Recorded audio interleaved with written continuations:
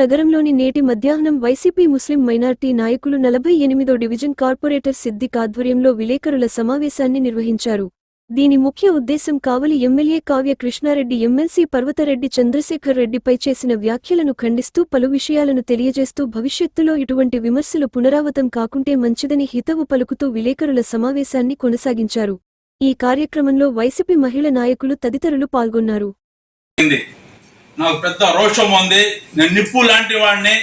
నేను అనుకుంటే ఏమైనా చేస్తానన్నావు. నీకు ఓట్లేసి గెలిపించింది, నువ్వు నిప్పు అవుతావు, ఇల్లు తగలు పెట్టేస్తావు, అవతలకు నష్టం చేస్తావని కాదు, మంచి పనులు చేస్తావని నీకు ఓట్లేసి గెలిపించారు. నిప్పు అంటే మేము పాస్ పోస్తే నిప్పు ఆరిపోద్ది, అది మాకు తెలుసు. నువ్వు నిప్పు కాదు కావాల్సింది, జనాలు మంచి పేరు తేవాలా. చంద్రశేఖర్ అన్న గురించి ఏదేదో చెప్పావు. మహేష్ బాబుని చూసావా నువ్వు? మహేష్ బాబు లాగుంటారు మా చంద్రశేఖర్ అన్న. చంద్రశేఖర్ అన్న కరోనా టైంలో ఏ విధంగా పనిచేశారో నీకు తెలుసా? ఒకసారి పాత రోజుల్లో ఆ టైంలో ప్రెస్లు చూడండి, తెలుస్తుంది. ఆ టైంలో ఎక్కడ సచ్చావు నువ్వు? కావ్య అని పేరు పెట్టుకున్నావు. కావ్య అంటే ఆడవాళ్ళ పేరు.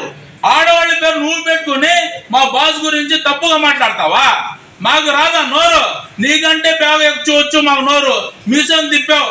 నా జోలికి వస్తే నేను పెద్ద రౌడీని, పెద్ద ఫ్యాక్టరీని అని చెప్పి నెల్లూరులో అన్ని పనికి రావులే, నెల్లూరులో పనికి రావు. ఇంకోటి చెప్పావు, కాకాని కూడా నన్ను అందరు కలిసి అక్కడ రాండి, నువ్వు టైం చెప్తావా మాకు చెప్పమంటావా అని చెప్పి. కాకాని అన్న చంద్రశేఖర్ అన్న అవసరం లే నీకు. నువ్వు 2000 మందిని తెస్తావు, 10,000 మందిని తెస్తావు, మాకు చెప్పు టైము. మేము వస్తాం, కావలికి వస్తాం. 2000 మందిని కాదు, 100 మందితో సహా మేము వస్తాం. 100 మంది చాలు, నీకు 2000 మంది జాబ్ ఇస్తాం మేము. ఏమనుకుంటున్నావు నువ్వు?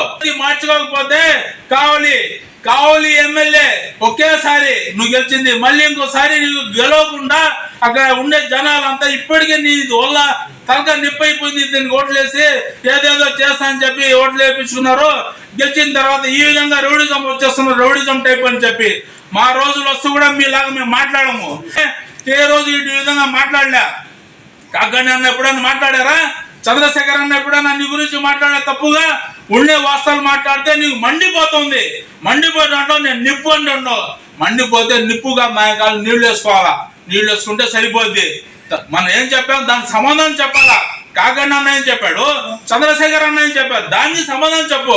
అడ్డ కాకుండా నేను పెద్ద పుడింగిందంటే నీకంటే 100 రెట్లు ఇక్కడ కూడా ఉన్నారు, నీకంటే ఎక్కువ చేసేవాళ్ళు.